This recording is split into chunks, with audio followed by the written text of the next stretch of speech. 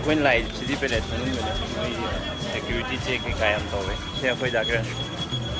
ꯒꯤ ꯐꯖꯕ ꯚ꯭ꯌꯨ ꯃꯌꯥꯝꯅ ꯌꯦꯡꯕ ꯂꯥꯛꯄꯁꯦ ꯑꯩ ꯃꯊꯪ ꯃꯊꯪ ꯁꯨꯝ ꯎꯠꯂꯛꯀꯦ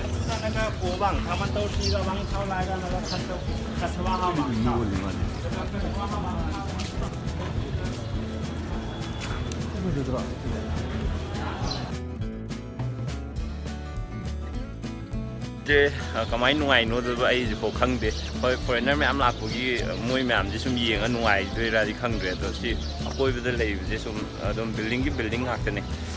ꯊꯥꯏꯅ ꯁꯥꯔꯝꯕ ꯕꯤꯜꯗꯤꯡ ꯑꯣꯏꯕꯒꯤ ꯅꯨꯡꯉꯥꯏꯕꯗꯨꯗꯤ ꯈꯪꯗꯦ ꯑꯗꯨꯝꯕꯒꯤ ꯐꯤꯂꯤꯡꯗꯣ ꯂꯧꯕ ꯍꯩꯇ꯭ꯔꯦ ꯑꯗꯣ ꯑꯗꯨꯝ ꯃꯐꯝꯁꯦ ꯐꯗꯤ ꯐꯖꯩ ꯑꯃꯔꯣꯝꯗ ꯍꯥꯏꯔꯗꯤ ꯁꯨꯃꯥꯏꯅ ꯃꯅꯤꯡꯗ ꯎꯔꯤꯁꯤꯡꯁꯦꯀꯣ ꯑꯗꯨꯝ ꯐꯖꯩ ꯑꯗꯣ ꯁꯤꯇꯤ ꯄꯦꯂꯦꯁ ꯀꯧꯋꯦ ꯖꯦꯄꯨꯔꯒꯤ ꯃꯐꯝꯁꯦ ꯀꯣꯏꯕ ꯌꯥꯕ ꯃꯐꯝ ꯑꯗꯨꯝꯅꯦ ꯇꯨꯔꯤꯁ ꯃꯌꯥꯝ ꯂꯥꯛꯑꯦ ꯁꯤꯗ ꯁꯥꯇ꯭ꯔꯒꯤ ꯏꯟꯗꯤꯌꯟ ꯑꯣꯏꯔꯒꯗꯤ ꯑꯩꯈꯣꯏ ꯂꯨꯄꯥ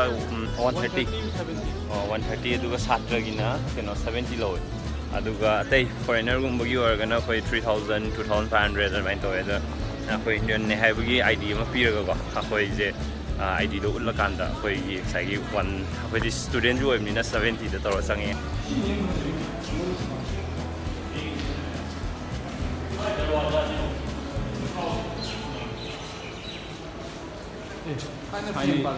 ꯍꯣꯏ ꯁꯤꯃꯥꯗꯒ ꯌꯥꯎꯕ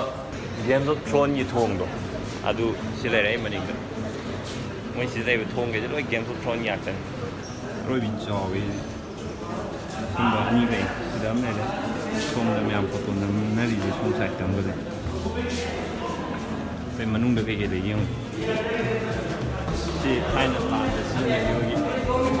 ꯐꯥꯝꯒꯤꯅꯤ ꯉꯁꯥꯏ ꯆꯪꯕꯗ ꯐꯖꯔꯝꯗꯕꯗꯣ ꯁꯨꯃꯥꯏꯅ ꯁꯤ ꯆꯪꯉꯛꯑꯀꯥꯟꯗꯗꯤ ꯌꯥꯝ ꯐꯖꯔꯦꯃꯦ ꯃꯅꯨꯡ ꯆꯪꯕ ꯃꯅꯨꯡ ꯆꯪꯉ ꯌꯦꯡꯕ ꯗꯤꯖꯥꯏꯟ ꯃꯌꯥꯝꯗꯣ ꯐꯔꯦ ꯃꯅꯨꯡ ꯆꯪꯗꯅ ꯌꯦꯡꯕꯩ ꯐꯖꯗꯕ ꯑꯣꯏꯔꯝꯃꯦ ꯍꯧꯖꯤꯛ ꯃꯅꯨꯡ ꯆꯪꯉꯒ ꯌꯦꯡꯕꯁꯤꯗꯗꯤ ꯌꯥꯝ ꯐꯖꯩ ꯁꯤ ꯀꯩꯅꯣꯁꯦ ꯃꯊꯛ ꯀꯥꯈꯠꯂꯒ ꯀꯥꯈꯠꯄ ꯌꯥꯕ꯭ꯔꯥ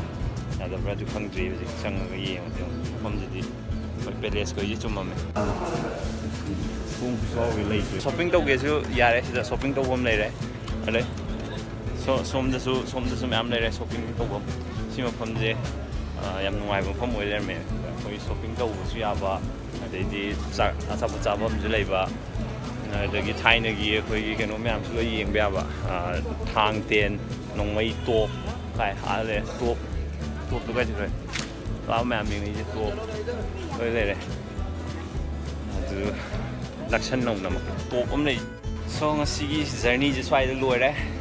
ꯑꯩ ꯑꯥꯗ ꯐꯖꯕ ꯑꯃꯒ ꯂꯩꯔꯦ ꯁꯤꯃꯒ ꯎꯠꯂꯛꯀꯦ ꯁꯤ ꯒꯦꯠꯁꯦ ꯉꯁꯥꯏ ꯆꯪꯉꯛꯄꯗ ꯎꯍꯧꯗ꯭ꯔꯦ ꯁꯤ ꯋꯥꯍꯣꯡꯅꯦ ꯁꯤ ꯂꯩꯁꯦ ꯃꯣꯏ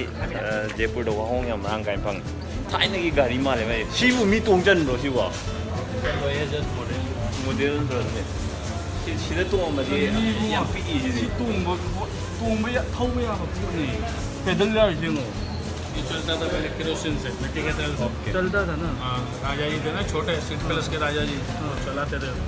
तो आप उसको शोकेस में रख दिया फोटो चलता नहीं वीडियो सिबु नुंगाइबिरदि लाइक तौबियु सब्सक्राइब तौबियु अमसुंग शेयर तौबियु थैंक यू मैम